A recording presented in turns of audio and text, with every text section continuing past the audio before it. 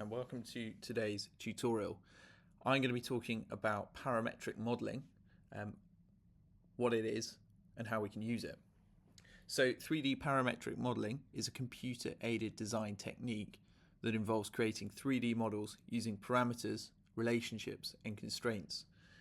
It allows designers and engineers to build and manipulate 3D objects while maintaining control over various design parameters. What does it mean in real terms? It means you can create a model in CAD and then show people that model where changes need to be made and new iterations need to be created. We can then go straight back into the CAD. We can change various dimensions and parameters, thus changing the model without having to go through the timely process of creating a brand new CAD model from scratch. So I'm going to go down to Fusion here and I'm going to show you in very simple terms how this works. So I'm going to create a sketch. I'm just going to use simple geometry here to give you an idea of how parametric modeling works. So I'm going to use my center rectangle and I'm going to create a square that's 100 by 100. I'm then going to go E for extrude and I'm going to go up 100 millimeters. So we've got a kind of cube here and I'm going to create a new component. Okay, we've got a very, very simple cube. Let's make it a little bit more complicated. Perhaps I'm going to go F for fillet and I'm going to fillet each side of the cube. And I'm going to fillet that by 20 millimeters. Like so. What else could I do just to add a touch of complexity? Well, why don't I put a circle here, 40 millimeters out, and then using extrude cut, E for extrude, I'm going to pull that through. So now we've got a kind of negative space in the middle. Maybe in our strange model that we're making, there'll be some sort of axis that went through there. Who knows? I'm just trying to create some simple geometry so I can show you how parametric modeling works. So we've got our component here and we're going to name it strange shape. Right, now if we want to alter anything within this model, we need to go to modify. Now under modify, if we go all the way down to the bottom, we see this change parameters tool. Change parameters, well, what does it do? If we hover over it, it says that it displays the parameters dialog where you can create and manage equations and relationships to control the size of objects. So you can edit the name, expression, and comments for parameters. Create user parameters to use in other expressions. There's a whole lot of jargon there, but if we click on it, we can very quickly see that it's the space in which we can control decisions that we've already made.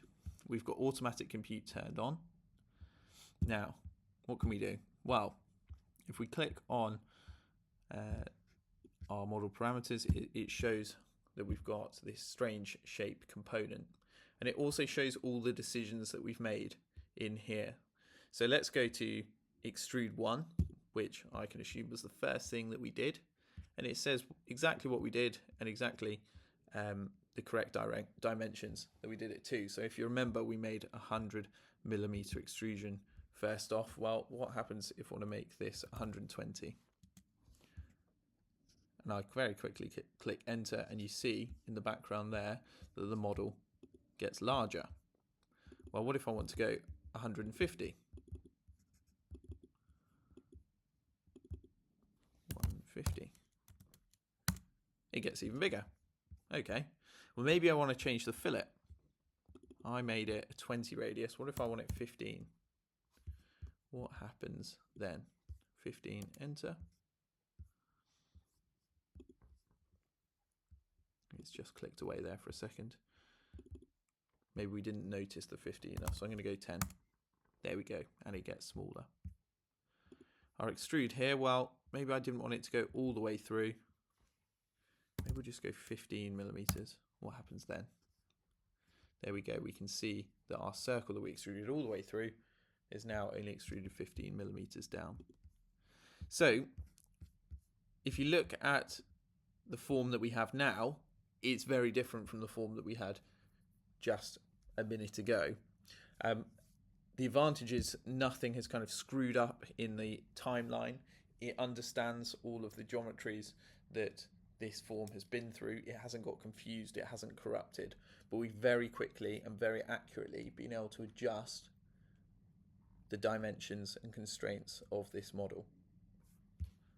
So the way you can use this in your own design work is usually in the development process, where you've created a form in maybe your initial ideas phase, and you're going through to taking it through iteration upon iteration, and you're trying to work out the best size for maybe a mechanical fitting or for proportional reasons. You can just go straight into modify, change parameters, clicking on the drop downs. You can edit any decision that you've already made throughout the whole process.